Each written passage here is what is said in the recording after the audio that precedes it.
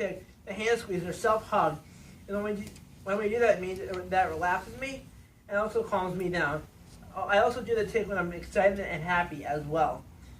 Bone age test shows that people with SMS are actually physically younger than their actual age. A bone age test when it shows a child is maturing. So, hang on, let me just write it first. So for example, some of the features are flat mid-face, turned down mouth and prominent jaw. And some other characteristics are low muscle tone, oral sensory motor dysfunction, middle ear problems, hoarse voice, short fingers and toes, flat feet, distinct broad-faced gait, walking pattern. Decreased sensitivity to pain. So that means now I'm in the middle of behavior or whatever it is. So I have behaviors a lot. Well, I'm trying to come back on those. I mean, I barely feel any pain. Some people with my syndrome have. How did you get that? I was born with it. It's something I was born with. It's Oh, we feel better. No, it's something I have forever. It's not like a sickness. I have it forever. That would never go away.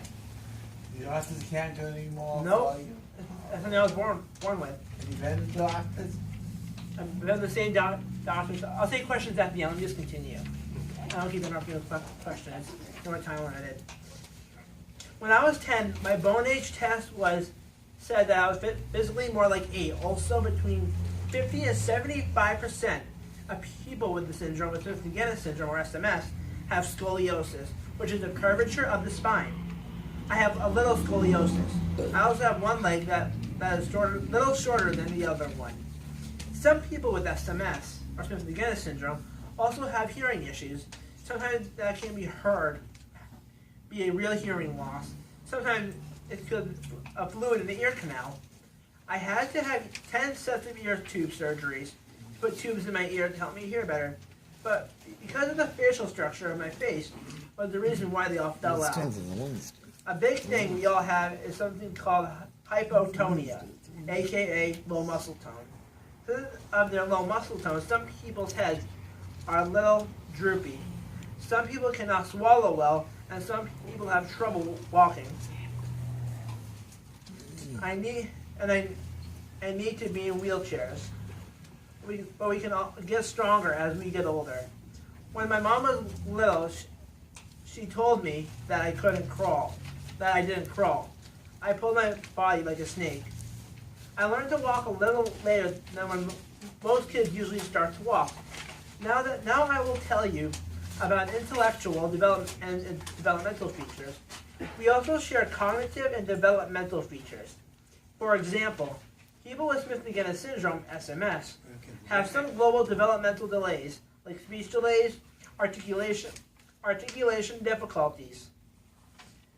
When I was younger, I had learned where to place my tongue in my mouth. Otherwise, it was hard for people to understand me. We also had intellectual disabilities. That means, unlike other people, it takes a lot longer to understand stuff, and we need a lot of clarification. For example, I had to repeat second grade twice, and I was in special education classes. That was helpful because I needed a smaller structure and more one-to-one structure. I was in a smaller classroom. I'll get to that in a second, guys. Please bear with me. But don't be mistaken. We are all very smart and slick, and we always get what we want. So that was when I was younger. How old did you say it was, Daddy? It looks like about 3 or 4. 3 or 4, yeah. That in Somerville? That's in Somerville? That's in Lexington. Or is that your house? That's Lexington. Yeah, that's in Lexington. But That's where I used to live. live. And some people with SMS, I don't remember that at all, but the earliest memory I have was, I think I was playing like Pokemon Emerald or something for my Game Boy Advance. And I remember falling asleep with it in my hand, and my parents having to come. I think it was my mom coming, seeing it on, is turning it off on me. That was around like 10, 15 or something like that, and they were still popular. But I fell asleep with it, and it fell right out of my face when I was like, yeah. And I don't even remember falling asleep with it. but yeah, I was buckering and I fell asleep. So I was eating as like a mini Ive line for the my mom took it out of my hands. Sorry, like a foot. Almost next. So, okay, I'll tell you that in a minute. So, some of the behavioral characteristics of my syndrome are self-injurious behaviors, head banging, hand biting, picking at skin and sores and nails, and pulling off fingers, inserting foreign objects into ears and nose or other body orifices. Maladaptive behaviors, hyperactivity, impulsivity, attention seeking, especially from adults, easily excitability or distractibility, sudden mood shift, explosive outbursts, prolonged tantrums, and aggressive or destructive behavior. And that was me in my bathroom playing around with hair gel. My hair was like down to like here or something.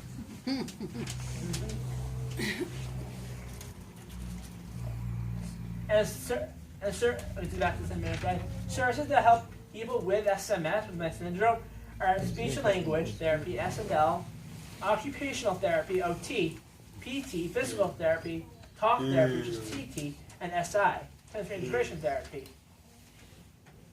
So yeah, that's some of the other stuff that helps me. But first off, I forgot to mention that I pretty much was the inspiration for my brother to be in the field he's in. So if it wasn't for me, my brother would not have been what he's doing today. So I was an inspiration to my brother. What's your brother doing? He is now working for Easter Seals, right, Dad? Yep. He works for Easter Seals. He's got a promotion, and he's a speech and language. He works with autistic children. Speech pathologist, yeah. Pathology, I think that. And I inspired him to do what he does. But back to my talk now. Hang on a second, guys. But it isn't all that negative. I really like to act. I was in plays. I was in school plays and town plays. Town plays and school plays, such as Watertown in the West, and town plays like Hello Dolly and What's on This Island. I also really like to write music and songs, and so I got to do that at one of my schools. I also learned some travel training skills and had a lot of job coaching and practice. One thing I learned is that I love to do, give a presentation. Thanks to Rachel. I've had, and Kamisha too, I forgot to mention. I've had the opportunity to do, and I love to listen to write music, do creative writing, and take photography. Now I'll tell you how having SMS impacts other people in my life. I have asked my best friend to tell me what it's like to be my friend. One thing I like about her is she's always honest, and I trust that she won't get mad at my answers, get mad at her answers. She said there are times when she doesn't want to be around me because times if I don't get what I want when I flip out, or when I hit the wall, or pound my hands together, she feels like she's being threatened or not safe, but she knows I will never hurt her. I don't hurt people, but sometimes I get really mad. I tend to be scary. But she's a really good friend. She comes on vacation with my family, and that's a lot of fun. And on top of that, she has a lot of fun with my grandmother. My mom's mom, my buddy, which is Yiddish for grandmother. I think you probably know that. But she also said that I'm funny, and I make her laugh, and I'm very sociable. Is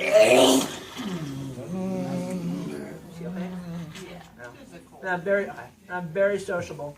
She said that I'm easy to get along with and comfortable to be around, especially because there is no inappropriateness. She even comes on vacation with me and my family. When I was younger, my family did not quite understand why I was throwing furniture. And they were also calling it Tourette's Plus.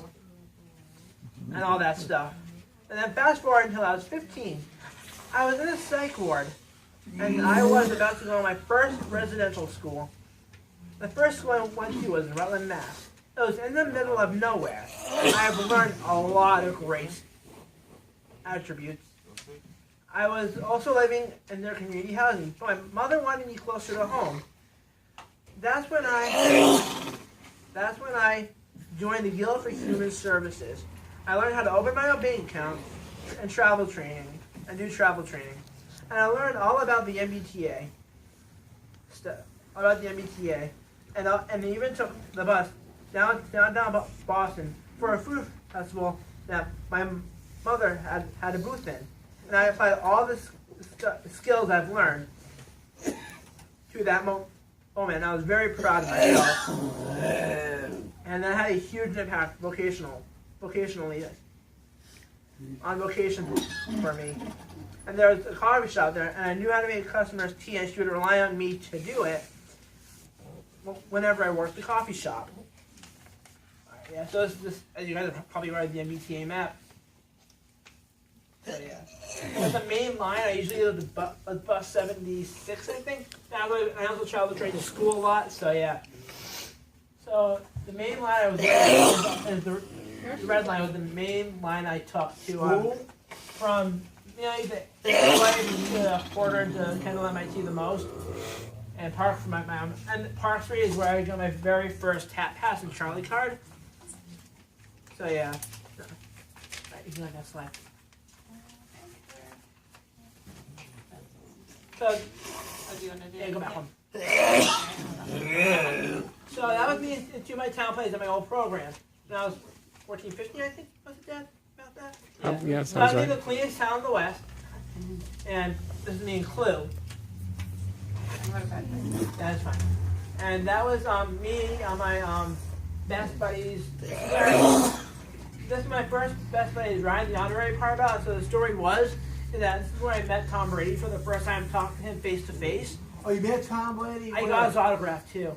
Where did you meet him? I met him at this ride. So the story was that. You see him quite often? Zach will take questions. I'll take a question at the end. So the story was that my mom and brother and dad were wondering, we were about to leave, and there was a party. I think, and my brother says, you were not going to get up there, and you were not going to talk to Tom face to face, Tom Brady. So I snuck my way up, and they're wondering, where the hell does Zach go? Look on stage, with Tom Brady talking to him, getting a football signed. I said, my mother was like, Snuck up there, didn't you? well, because I said, I told my team coordinator's wife thing, that pop thing up there with Tom Brady. He said, I'm sure you can figure something out. Sure enough, yeah, it all worked out. And my brother said, oh, where's Zach? He's also here with Tom Brady, but we're leaving. Get him down there. I said, no, not happening.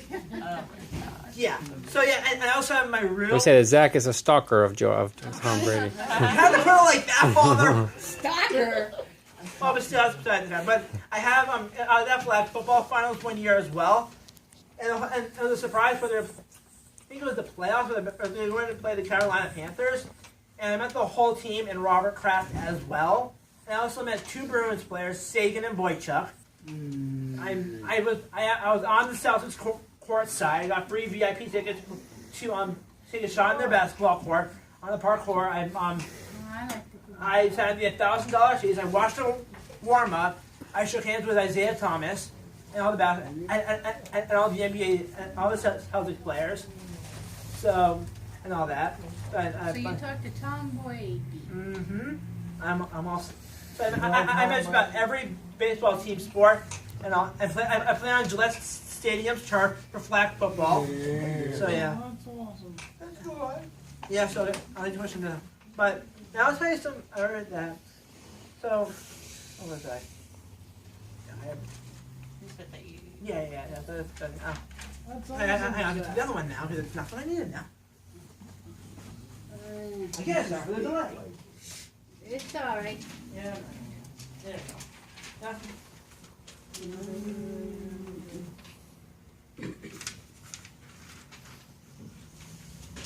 go.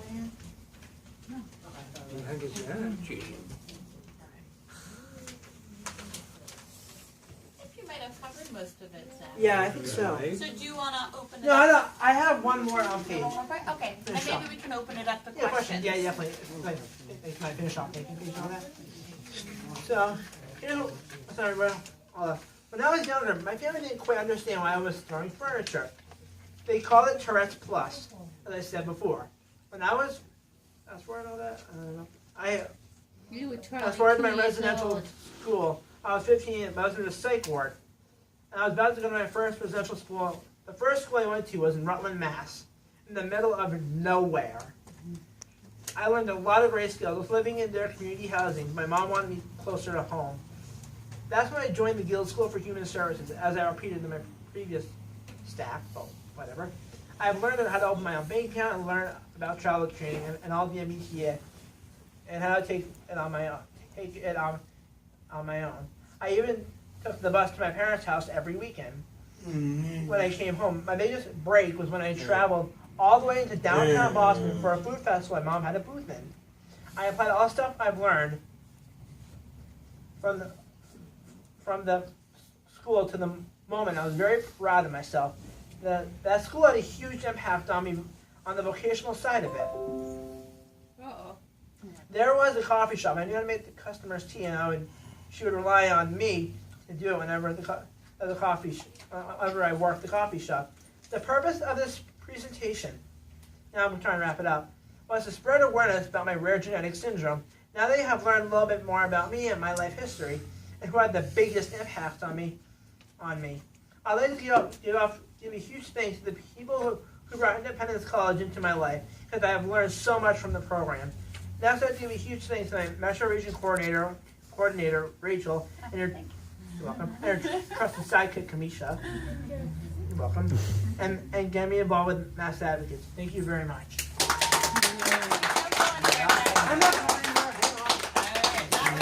Any questions? Yeah. So do people have questions for Zach about? Did you really meet the hockey player? I have a question. You know me, Scott. You don't count. Mm. Who? You guys first, now I didn't deal with Brian. them. I said, did you really meet the hockey player? No, but I know someone who has. Who? He works for the Bruins. His name is he goes to my day program. His name is R.J. Townsend, and he plays for the Boston Bruins junior team. Oh, cause I like And you know someone else. I like the Bruins. Step Scott. Brian, I got a question for what's you. up? Why you say Barry Harris? Well, because It's father to me, I think I have to do too. Yeah. well, it depends how. Well, sometimes it comes on too suddenly, so I can't really control what's going on in my body in the moment. And it's like, as I said, as I meant to say, like, think of my behaviors for me as a little light switch going on and off. Because it comes on so suddenly, and then it goes away so suddenly, and I forget that it ever happens. Is there anything people can do to help you when you're feeling a little out of control? Wait, just stay out of the way till I calm down. All right. Fold your hands like this. Fold your hands like this. No, that's not well, part of that self-help thing. Same hands. No, everyone with my syndrome does it. I do too, same way too. Zach, do you take medicine for it? For this? No, this is part of it. No, I mean for Behavior-wise? Yes. like your Behaviors? yeah. Your Yeah, disability. well, for that, yes, I take Depakote for my mood stabilizers is my main one. That which is weird. It's mainly for seizures, but I've been on that for so long. That was with my mood stabilization. I've been on it for over 9 years now. How many years to have that? But it helps me with my mood. So I take Risperidol and that for my mood, but within the process of that, it messed up my thyroid. So I now take Synthroid, which helps me like even out my thyroid. Sue? I just want to say, Zach, this was fantastic because I've known you through Independence College and didn't get your full story, so this is great. And now tomorrow I'm going back to work at Delta and I'm going to get my 5 Independence College students and tell them they have to kick up their game because I don't want them presenting after you because people are going to be like, well, that was great. I get huge help from my mom too. She was really pushing me to do it. Even though it was hard, and I fought her, but I feel like if I want to graduate this year Yep. and move on to the next year to help out with the video that the previous years did, I gotta just stuck up and do it. Scottalina? Well, I just want to say, over the year I know him, he's been a great friend. Thank you. And I also have another question. Speak. He always has a sense of humor I like. Thank you. And we always game together. Yeah, video game. Me and Zach went to Gillette Stadium to play football. Yeah, I mentioned that. And also one more thing. Get on with it, Linwood. You know one more person that works for the Bruins. Anyone else? Josh. Yeah, I got a question for you. So what are some of the benefits of your disability? Some things that you think maybe are extra great about it? I'm social. I get along with people really well. Yes, he does. Yeah. That was for me to answer. Thank you. Sorry, I'm just reading with you. But you sit with somebody and have a And conversation with that's somebody. not easy too. for everybody. Yeah. Oh, because some well, to be honest, when I was I'll let you a minute. Paul? Yeah. I'll let you a minute, Paul. But when I was really younger, I said that right. Much younger, thank you. I'm not going to talk today. Me and my brother Max, who's now 26 and I'm 24, we used to be super shy. I used to be behind my mom's legs. I was super shy. But I never knew that about you. but that's way before I was diagnosed. Because most people at birth are diagnosed with medical issues like heart problems, heart rejection, and all that, and failures. And some people die very young because of the syndrome. Not many people survive past 2. So if you have the syndrome, and kids in the world, there's 1 out of 15,000 are diagnosed every day or daily. They don't make it past a certain age because their hearts stop working, and some of them, some babies, if my mom told me correctly, are premature, meaning are blue babies, meaning they have a very hard time breathing coming out of their mother's womb. That's sounding inappropriate, but No, that's not inappropriate. but it's true. But it's like because some people are blue, meaning their physical skin colors are blue because they had a hard time coming out, and that can cause some liver disabilities and heart stuff when they were younger. Zach, I think we only have time maybe for one more question. Any more questions? One more? Anyone? Paul? Last one? Okay. What's up? How was your family when you were first born? Huh? How did your parents react when you were first born? Yeah, that's my question. How did your mom react? Mom always tells the story how the doctor gave you to her and said you were 8 pounds, and she said, "Take him back. He's not 8 pounds." She got the wrong child for her. When I clearly came out of her. But she knew something was up before the doctors did. That's for sure. Yeah. So we have one more. What? I Quick ask you one. later. All right, yeah. I'll give you that. Can we give Zach a big? Yay, Zachary! And I'm sure if you have more questions for Zach, I'll he's take it after the around. meeting. Yeah. So we just have to continue on with the meeting. You know about the